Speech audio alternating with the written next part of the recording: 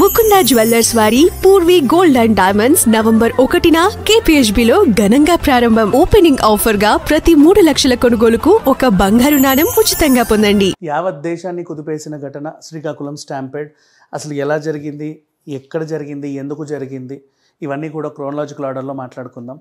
First ఈ temple చరిత్ర గురించి మాట్లాడుకుంటే, అంటే ఎందుకు అంతమంది వెళ్ళాల్సి వచ్చింది అక్కడికి అంటే, అది రీసెంట్లీ ఓపెన్డ్ టెంపుల్. మొన్న మే నెల నుంచే ఆల్మోస్ట్ అందరికీ ఎంట్రీ వచ్చింది.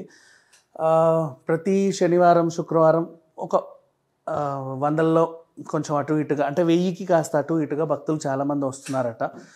అండ్ యాక్చువల్గా కాస్త కంప్లీట్ టెంపుల్ కెపాసిటీ వచ్చేసి 3000 మెంబర్స్ వస్తే అది అకామిడేట్ చేయగలదు.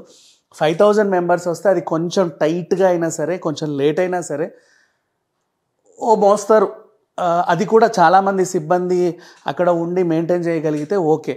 కానీ నిన్న 25,000 మంది వచ్చారు. ఇంకా అంతకు మించే ఉన్నారు. యాక్చువల్గా జస్ట్ ఆన్ అండ్ యావరేజ్ చూసుకుంటే 25,000 మెంబర్స్. ఆ టెరిటరీ దాన్ని అకామిడేట్ చేయలేదు.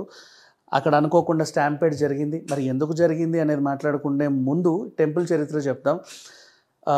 13 ఇయర్స్ బిఫోర్, ఒక 13 ఏళ్ల క్రితం హరిముకుంద్ పండా అనే ఒక ఆయన శ్రీకాకుళం పలాసలో, వాళ్ళకి కనీసం ఒక సిటీ సెంటర్లోనే ఒక 100 ఎకరాల కొబ్బరి తోట ఉంది. అది చాలా ఫేమస్ కూడా. అక్కడ నుంచి చాలా కంపెనీస్కి కొబ్బరి సప్లై అవుతుంది. వీళ్ళకి బాగా ఉన్నవాళ్ళు.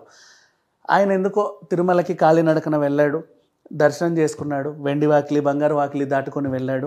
ఆనంద నిలయానికి వచ్చిన తర్వాత కాసేపు అలా స్వామివారిని చూద్దామని నిలబడ్డాడు. కాకపోతే అప్పటికే చాలా జనాభా ఉండేసరికి మన అధికారులు ఏం చేశాడు, పోవయ్య పో అని తోసేశారు. అక్కడ హర్ట్ అయ్యాడు ఆ మనిషి. నేను ఇంత వయసు వచ్చింది, ఏదో నా దేవుడిని చూసుకుందామని అంత దూరం నుంచి కాలినడకన వచ్చి ఇక్కడి దాకా వస్తే అలా తోసి పడేస్తావా? కొంతమందికి ఉంటుంది కదా. మరీ పైగా ఆయనకు ఆ స్తోమత కూడా ఉంది కాబట్టి, నేను అయినా నెక్స్ట్ టైం ఇక్కడికి రాను, నేను ఇలాంటి గుడి నేనే కట్టుకొని నేను నా దేవుడిని అక్కడే చూసుకుంటాను అనుకున్నాడు. అలా తనకున్న ఈ కొబ్బరి తోటలో ఒక 12 ఎకరాల 40 గుంటలు ఆల్మోస్ట్, అక్కడ ఈ మంచి టెంపుల్ని కట్టాడు. కాశీబుగ్గ శ్రీ వెంకటేశ్వర స్వామి టెంపుల్ అని పేరు పెట్టాడు. 4 ఇయర్స్లో కంప్లీట్ అయిపోయింది. మొన్న మే నుంచి జనాల్ని వదిలితే అసలు చిన్న తిరుపతి ఇది అంటే చాలా పెద్దగా ఉంది. సేమ్ అక్కడున్న వైబే ఇక్కడ వచ్చేసరికి చాలామంది రావడం మొదలుపెట్టారు. సరే, ఇప్పుడు అంతమంది ఎందుకు వచ్చారు? ఏకాదశుల్లో చాలా ఇంపార్టెంట్ ఏకాదశులు కొన్ని ఉంటాయి. ఇది జూలై 6న దేవశయని ఏకాదశి జరిగింది. దేవశయని, దేవుడు శయనించే ఏకాదశి. అంటే విష్ణుమూర్తి అప్పుడే యోగ నిద్రలోకి వెళ్తాడు. అంతకుముందు దర్శనాలన్నీ కంప్లీట్ చేసుకుంటే అప్పుడు ఆయన యోగ నిద్రలోకి వెళ్ళే ఒక మంచి ఏకాదశి కాబట్టి చాలామంది టెంపుల్స్కి వెళ్తారు. అప్పుడు కూడా ఎక్కువ మంది వస్తారు. ఆ ఏకాదశి చాలా ఇంపార్టెంట్. దాని తర్వాత ఇప్పుడు యోగ నిద్రలో నుంచి శ్రీ మహావిష్ణు మేల్కొల్పే ఇది ఏకాదశి అన్నమాట. ప్రబోధిని ఏకాదశి అంటారు ఇది. అయితే ఇక్కడ ఏం జరిగింది, మరి శ్రీ మహావిష్ణు మేల్కొంటున్నాడు కాబట్టి ఇక్కడ నుంచి అంటే గతంలో మనం స్టాప్ చేసిన పితృకార్యాలు కానీ ఇంకేమైనా అన్నీ ఇప్పుడే మొదలు పెట్టాలి అని తండోపతండాలుగా జనాలు వస్తారు. అండ్ ఇంకొకటి కూడా ఉంది, ఇదే ఏకాదశి రోజు కదంబ వృక్షం దగ్గరికి వెళ్ళి పూజలు చేస్తే మనకి డబ్బులు, సంతాన ప్రాప్తి, ఇంకా ఏవేవో దొరుకుతాయని చెప్పి అదొక నమ్మకం. ఇట్లా ఈ ఏకాదశికి 1 కాదు 2 కాదు తులసి కళ్యాణం జరిపిస్తారు. 1 కాదు 2 కాదు బోల్డ్ అన్ని ఆచారాలు, వ్యవహారాలు, పూజలు అన్నీ ఉన్నాయి. కాకపోతే ఇక్కడ వచ్చిన చిన్న ప్రాబ్లం ఏంటంటే, ఈరోజు ఈ ఏకాదశి రోజు పొద్దున్న నుంచి వర్జ్యం, ఆ తర్వాత రాహుకాలం, ఆ తర్వాత యమగండం, ఆ తర్వాత ఇట్లాంటివన్నీ చూసుకునేసరికి 11 అయిపోయింది. వీళ్ళు అమృత గడియలు ఎత్తుక్కోవడానికి కష్టపడితే 1 గంట కాస్త అటో ఇటో దొరికింది. ఇప్పుడు వస్తారు మన వేద పండితులు, ఏమని చెప్తారు, ఈ టైంలోనే నువ్వు స్వామివారిని దర్శించుకుంటే అసలు అంతకు మించిన పుణ్యం ఇంకోటి ఉండదు. ఇదే కదా ఇలాంటి మాటలు చెప్పే గతంలో 2 స్టాంపేడ్స్ జరిగాయి. మన వైకుంఠ ఏకాదశి టైంలో వైకుంఠ ద్వారం టికెట్ల కోసం అప్పుడు జరిగింది మనకు తెలిసిందే. అక్కడ చాలామంది ప్రాణాలు పోయాయి. ఎందుకంటే ఆ ద్వారం గుండానే వెళ్ళాలి, అలాగే వెళ్ళాలనేది ఒక విశ్వాసం. అండ్ మన మహాకుంభ గురించి మాట్లాడుకున్నా కూడా మౌని అమావాస్య రోజు ఆ అమావాస్య గడియల్లోనే మునిగి తేలితే మనకి ఇంకా పుణ్యం అని చెప్పేసేసరికి అంటే ఆ 2 గంటల టైంలో అందరూ వెళ్ళేసరికి ఎలా ఉంటుంది, అక్కడ కూడా తొక్కిసలాట జరిగింది. ఇలాంటి టైంలో అంటే ఎందుకు ప్రచారం చేస్తారో ఎందుకు చెబుతారో తెలియదు. కానీ ఏకాదశి ఒకటే దశి, ఒక రోజే 24 గంటలు. అక్కడ 25,000 మంది వచ్చిన గంటకు 1000 మంది అలా మమ అనిపించుకున్నా కూడా మేనేజ్ చేయొచ్చేమో మేబీ, ఇన్ కేస్ ఒకవేళ అన్నీ సక్రమంగా జరిగితే. బట్ అలా కాకుండా ఈ టైంకే వెళ్ళాలి, అప్పుడే దేవుణ్ణి చూడాలి, అక్కడే ముట్టుకోవాలి, అక్కడే వేలు పెట్టాలి, ఇలాంటివన్నీ చెప్పేసరికి జనాలు కూడా నిజమేనేమో అనుకుంటారు. ఇప్పుడు వచ్చిన 25 మందికి ఆ గడియలే కావాలన్నప్పుడు ఎలా అకామిడేట్ చేస్తారు? తొక్కిసలాట జరగదా? నేను ముందంటే నేను ముందు, ఎక్కడికి వెళ్ళారు? దేవుడి దగ్గరికి వెళ్ళిపోయారు, ఇంకంతమించే ఉంది. అండ్ దీనికి తోడు ఇప్పుడు టెంపుల్ గురించి మాట్లాడుకుంటే, సరే ఆయనకు మంచి చరిత్ర ఉంది, మంచి విషయమే చేయాలని చెప్పేసి కట్టుకున్నాడు, అంతవరకు హ్యాపీ. ఆనంద నిలయంలో దేవుణ్ణి చూద్దాం అనుకున్నాడు. ఇంకా చెప్పాలంటే ఏకశిలా విగ్రహాలు, శ్రీదేవి భూదేవి, అక్కడ చాలా బాగుంటుంది టెంపుల్. అలాంటిది అందుకే చాలామంది వచ్చేప్పుడు మనకు కూడా యాదగిరిగుట్ట దగ్గరలో ఒక తిరుమల టైప్ ఒక టెంపుల్ ఓపెన్ అయింది. అట్లా చాలా ఉన్నాయి మన రాష్ట్రాల్లో చూసుకుంటే, తెలుగు రాష్ట్రాల్లో. అట్లా కొత్తగా టెంపుల్ ఓపెన్ అయ్యేసరికి చాలామందికి చూడాలనిపిస్తుంది, చూసిన కొద్దీ ఇంకా 10 మందికి చెప్పాలనిపిస్తుంది, తేవాలనిపిస్తుంది. ఏదైనా ప్రముఖ దినాలు ఉంటే అసలు తిరుపతికి వెళ్ళే బదులు ఇక్కడికి రావచ్చు అనే ఒక చిన్న ఇది ఉంది కాబట్టి అక్కడికే వెళ్ళిపోతారు. సరే వెళ్ళారు, ఓకే, ఆ రోజు మీరు దర్శనం అయ్యిందా లేదా అంటే బాగానే ఉంది. ఈ టైంలోనే వెళ్ళాలి, ఈ గడియల్లోనే దేవుణ్ణి చూడాలి, అప్పుడే పూజ చేయాలి, అప్పుడే హారతి వెలిగించాలి. అంతమందిని ఎలా అకామిడేట్ చేస్తారు? అండ్ నెక్స్ట్ ఆ టెంపుల్ కెపాసిటీ 3000 పీపుల్. అండ్ ఇప్పటికే జనాభా పెరుగుతుంది. అంటే కొత్తగా ఏదన్నా వస్తే స్టార్టింగ్లో తక్కువ ఉన్నా నోటి మాట, వీళ్ళు వాళ్ళకి చెప్పా, వాళ్ళు వీళ్ళకి చెప్పా, అలా అలా అలా వీకెండ్స్లో ఒక 1000-1200 మంది వస్తున్నారు. It's not a joke. 1000-1200 మంది అంటే అసలు అది అకామిడేట్ చేయలేని పరిస్థితి. అండ్ ఇంకొకటి, నువ్వు సరే ఓ జాతర పెట్టావో, లేకపోతే ఏకాదశి రోజు ఇంకేదైనా పూజ పెట్టావో, ఇంకేదో పెట్టావో అనుకుంటే దానికి తగ్గ ఏర్పాట్లు కూడా ఉండాలి. అంటే ఇప్పుడు మనం తిరుమలలో ఇప్పుడు నువ్వు ఎక్కడైతే హర్ట్ అయ్యాడో ఈయన హరిముకుంద్ పండ, నిజంగా చెప్పాలంటే ఇది ఒక ఎక్స్పీరియన్స్.